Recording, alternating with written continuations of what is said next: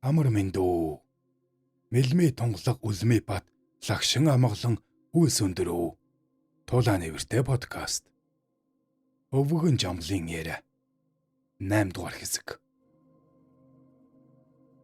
Ямаан чимдийн хүү. Богд урд мөрөхөөр ирсэн хүмүүст дэлгэр мөргөл хийж 7 хоног бүр нэг удаа мөргөл тавьдаг байсан юм. Сүүлдээ түүнийг болж мандлын хураамж хураа хүн гэж 2 хүн богдын дэргэд байх болж тэр 2 хүн мөргөх хүн бүрээс нэг лам мөнгө хурааж авдаг болжээ. Далай ламыг явснаас хойш 1-2 жилийн хойно хаяа хаях гэдгийг явуулах болов. Энэ нь богд сүмийнхээ цонхоор идэ ууш торог хадаг зэрэг элдв зүйлсийг хаяж байжээ. Одоогийн голын мүзэ байгаа дунд сүмийн цонхоор хаяа хайдаг байлаа. Түүнийг зүүн цонхоор гадагш хаywал дээд сүмийн их баг албаны хүмүүс цөм авдаг байжээ. Үүнийг өдөр бүр шахам үдээс хойш хаях болсон юм. Түүнийг анх хаяхад Ямаан чимэд гихчийн хүү хамаг их юмыг авав. Түүнээс хойш хаях бүрд тэр их зүйлийг авдаг болсон бөгөөд богд ч түүнийг олж авахар чиглүүлэн хайдаг байлаа. Ингэж 2-3 жил дараалан хаяа хайж байсан юм. Ингэж байгаад Ямаан чимдийн хүү богдын дэргэд байх болов. Энэ хаяа хаях бүх зүйлийг өөрийн болон пүүсүүдээс авсан олон янзын юмар гүйцэтгэдэг байсан. Дараа нь хаяа хаях явдлыг нийтэд явуулахыг зогсоож зөвхөн Ямаан чимдийнхний хамаатан төрлийн хүмүүст зориулан хайдаг болов. Бас Ямаан чимдэд өөрт нь өдөр бүр хоньны болсон ууц нэгийг тогтмол өгдөг болжээ. Богд хэлжээ. Ямаан чимдийнхэн миний 3 сүмийн юмыг өгөхөд цадах юм биш дээ гэж ярьж байсан гэж олон хүнээс сонссон. Ямаан чимдийн хүүд богд хэлжээ. Чи нэг сайн гэр барь гэж гэрийн хэрэглийг хагас хугас зүйлээг өгсөн юм гэдэг. Түүний Ямаан чимдийн хүү өөрийн багш болох Хувилгааны аймгийн Марва лам гэдгийг хадгалуулжээ. Түүнээс хойш богд юм өгөхдөө чи гэртээ тавиарай гэж хэлдэг байж. Тэгээд нэг өдөр Ямаан чимдийн хүү гэрийн зуухны тавиур хийлгэх гэж мужаанд очиж захиалгаар явж баруун дамнуурчны нэг мужаа хятадтай тавиур хийлгэхээр ярилцаж тохироод төдийд ирж авна гэд явж. Ингээд нөгөө тавиураа авахар очоод муу хийсэн байна гэж хэлсэнд хятад уурлаж Ямаан чимдийн хүү муухай орилж бархирсанд гандангийн хуралд явж байсан ламнар дуулаад тэр хятадын пүүс дайран орж Ямаан чимдийн хүүг суллан тавих гэсэнд хятадууд хориглож лам нартай зодон хийжээ. Түүний хятадууд амбан яаманд очиж мэдүүлжээ.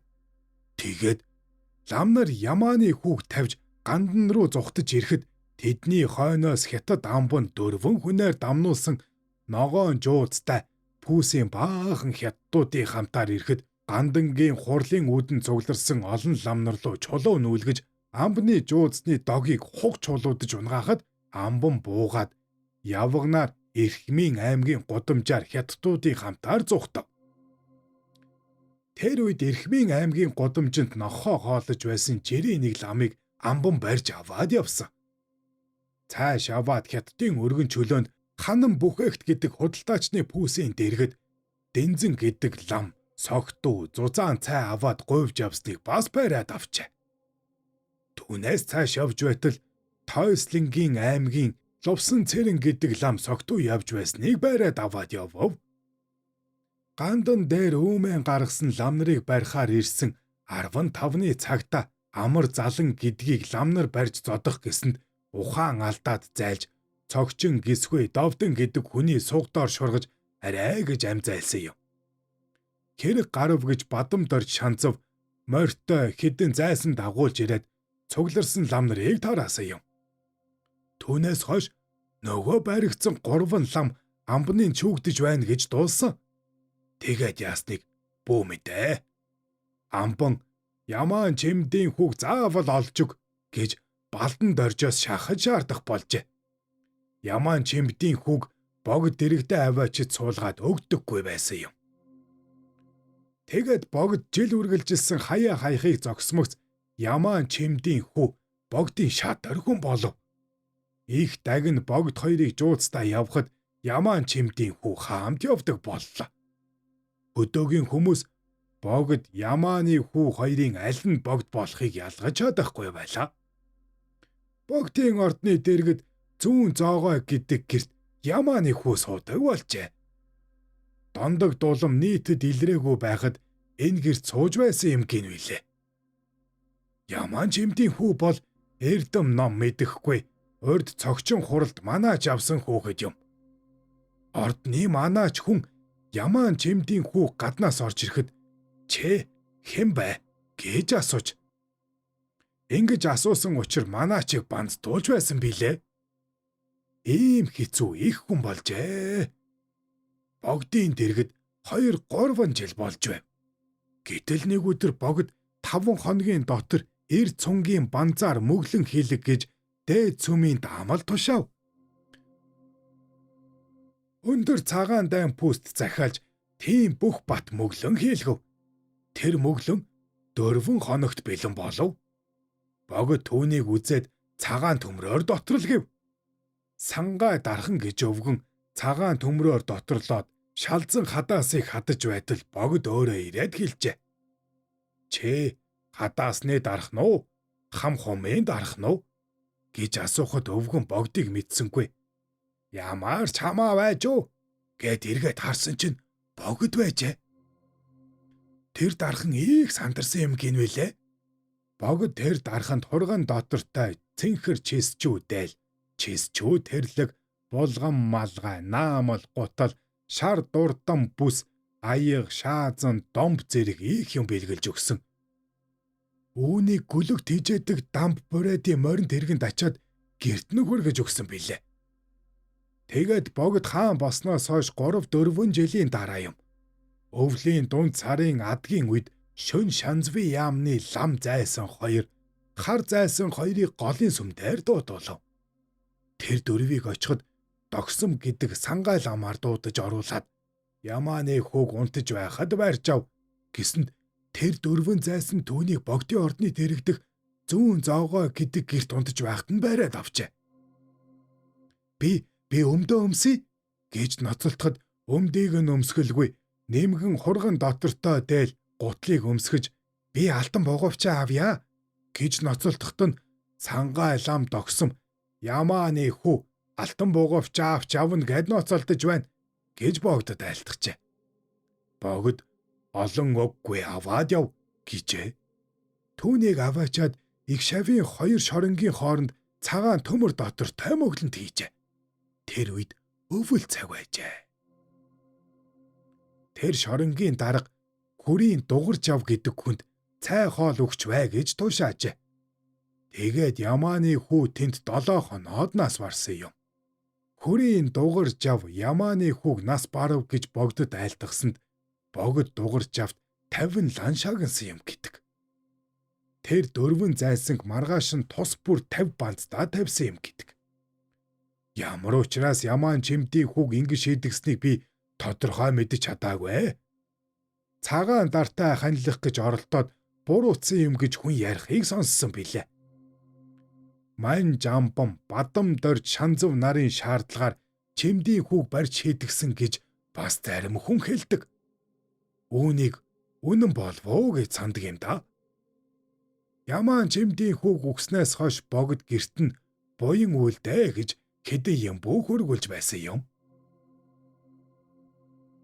YouTube дээр туулаа нэвэртэй.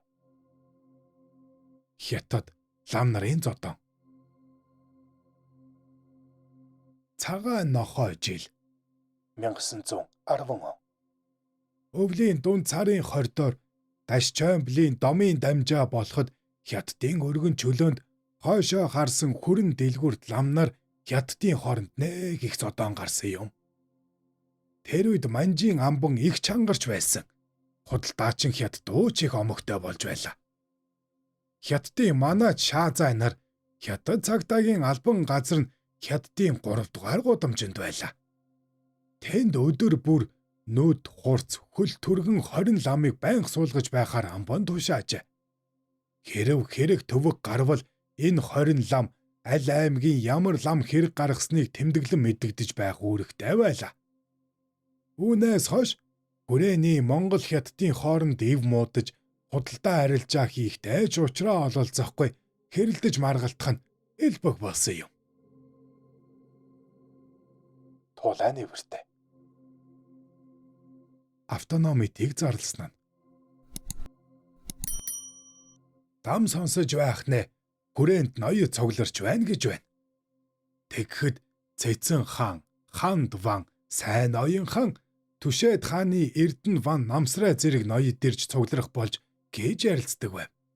Сүүлд нь дуулахад Ханд ван хүрээнд ирээд нутагтаа буцжээ гэж байлаа.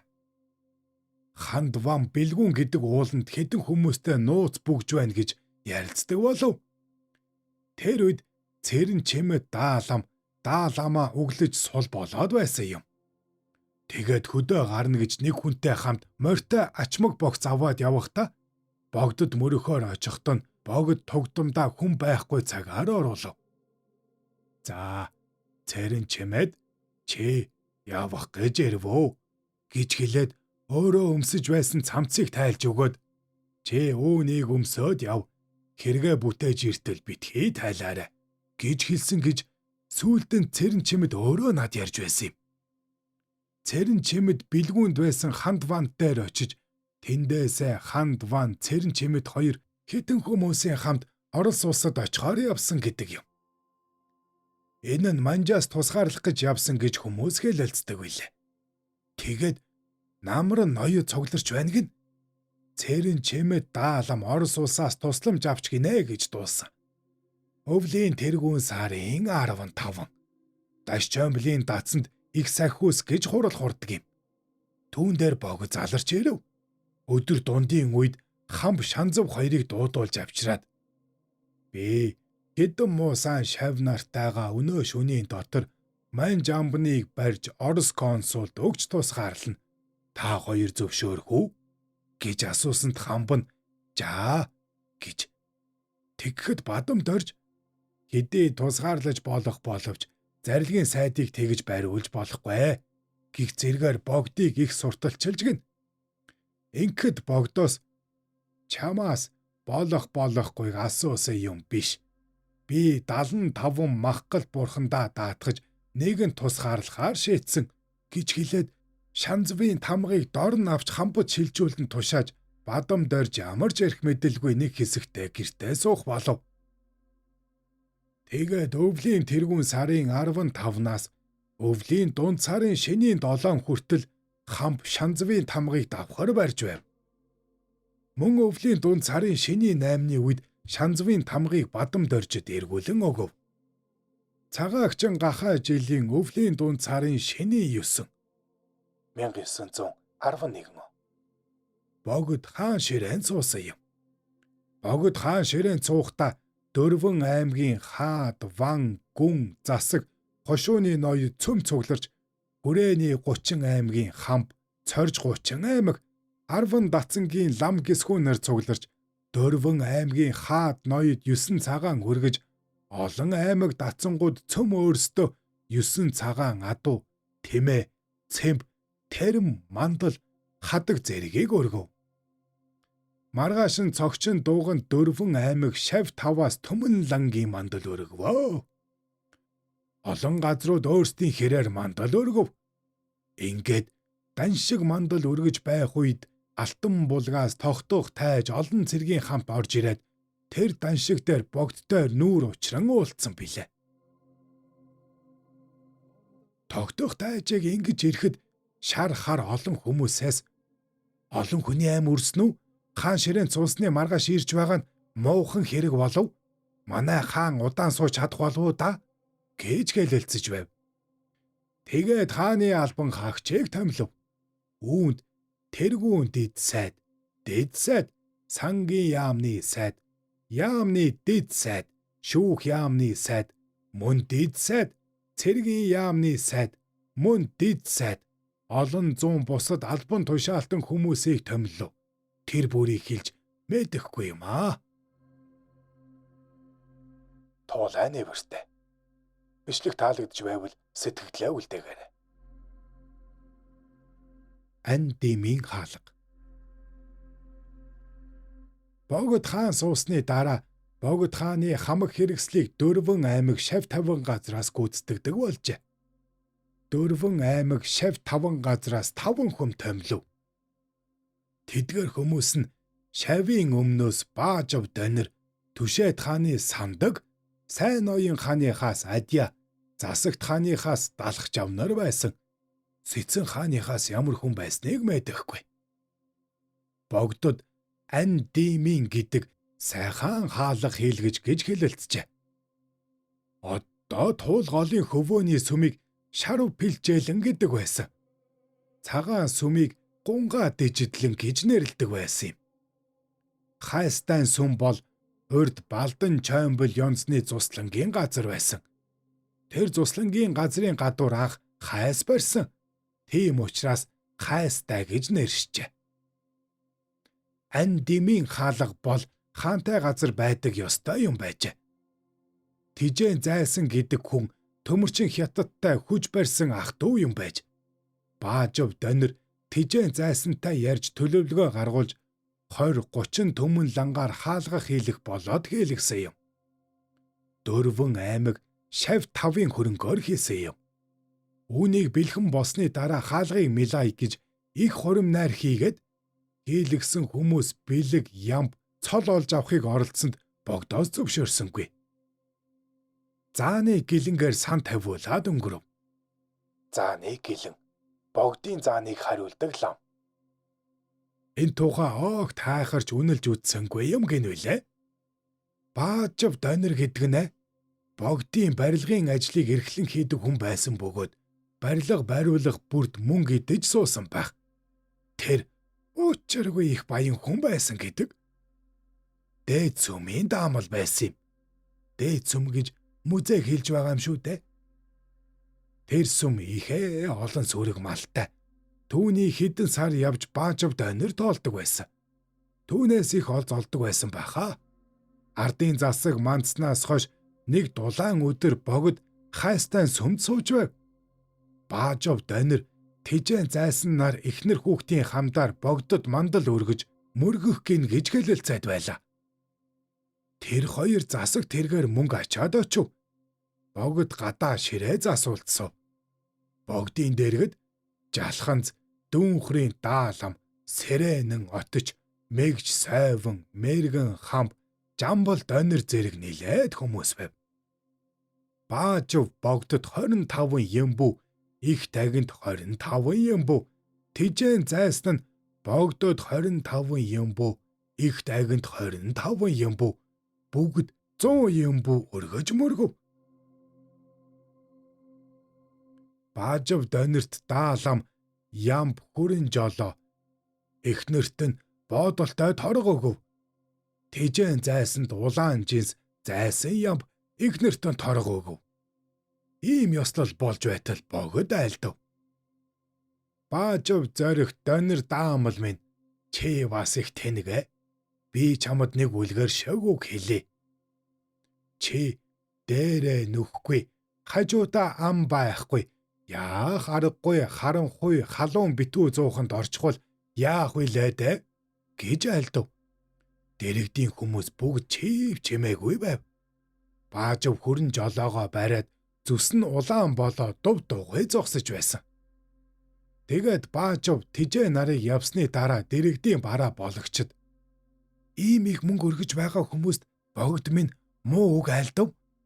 Тэд нар ихээ сайхан айлдвар сонсно гэж ирсэн байх та гэж нээлтэж байв.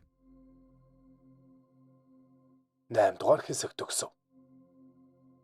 YouTube дээр Тулаан нэвртэй подкастыг үзэж бас сонслоо. Бичлэг таалагдсан бол сэтгэлдээ үлдээж subscribe төвчөө дараарай. Танд таны гэр бүлд эрүүлийн хаз жаргал хамгийн сайн сайхан бүхнийг хүсье.